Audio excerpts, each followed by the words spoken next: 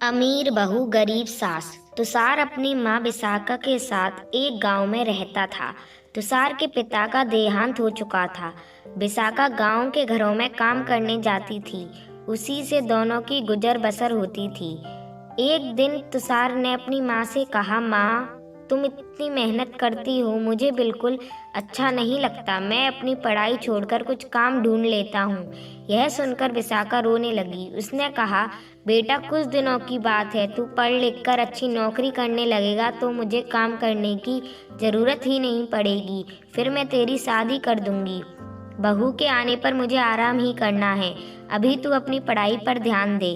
तुषार माँ को बहुत समझाता है, लेकिन विशाखा उसकी बात नहीं मानती। उसे उम्मीद थी कि तुषार पढ़ लिख कर बड़ा आदमी बन जाए। इसी तरह कुछ साल बीत गए। तुषार की पढ़ाई पूरी हो गई, उसे नौकरी भी मिल गई। एक दिन तुषार घर आया और उसने अपनी माँ से कहा, माँ अब तुम्हें काम पर जाने की कोई ज़रूरत नहीं है।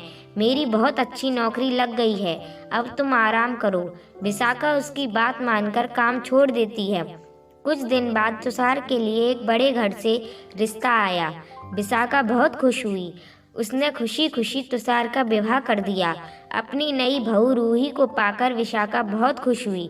वह अपनी बहू को कोई काम नहीं करने देती, सारा काम स्वयं करती। रूही सारा दिन बैठी रहती।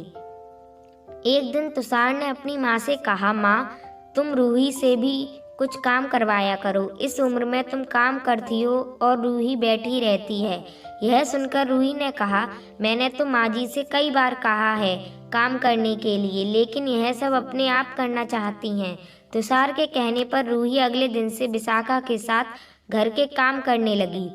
कुछ दिन बाद विशाखा की तबीयत खराब रहने लगी। अब सारा काम रूही को करना पड़ता था। कुछ दिन बाद रूही का स्वभाव बदलने लगा। वह अब विशाखा से बात नहीं करती थी। एक दिन विशाखा ने पूछा, बहू क्या बात है, तू मुझसे बात क्यों नहीं करती? तब रूही ने कहा, आपको पता है मैं कितने बड़े घर से आई हूँ और कितनी पढ़ी लिखी हूँ। तुम लोगों ने मुझे नौकरानी बना दिया। यह सुनकर विशाखा ने कहा, कुछ दिन की बात है, मैं ठीक हो जाऊंगी, उसके बाद मैं सारा काम कर लूंगी, लेकिन अभी तो मैं बिस्तर से उठ भी नहीं पा रही हूँ। तब रूही बोली, हाँ हाँ, यह सब बहाने मैं खुद समझती हूँ। मैंने काम करना शुरू किया तो आपने सारा काम मेरे ऊपर डाल दिया। यह कहकर रूही अपने कमरे में चली गई और उस दिन उसने खाना भी नहीं बनाया। शाम को जब तुषार घर आया तब रूही ने कहा, सुनो जी, मैं इतना काम नहीं कर सकती, इसलिए मैं अपने पिता के घर जा रही हूँ। तुम्हें अपनी माँ की सेवा करनी है तो करो, मुझसे यह सब नहीं होगा। यह सुनकर तुषार गुस्से में बोला, मैंने शादी अपनी माँ को आराम देने के लिए की थी। अगर तुम घर का काम नहीं करोगी तो माँ इस बीमारी में कैसे काम करेंगी? यह सुनकर रूही गुस्से में अपने घर जाने के लिए चल दी। तभी विशाखा ने उसे रोका और कहा, बहू इस घर को छोड़कर मत जाओ, मैं सारा काम कर लूँगी। रूही फिर भी नहीं मानती और अपने पिता के घर चली जाती है। उसके जाने के बाद विशाखा रोती रहती है।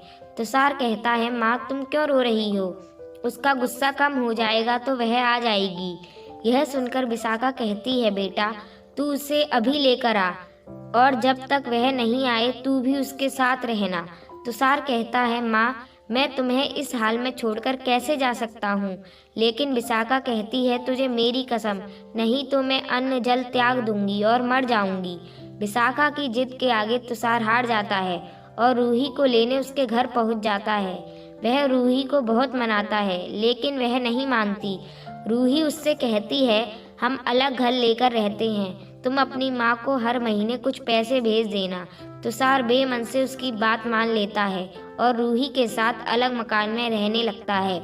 उधर विशाखा अकेली रह जाती है।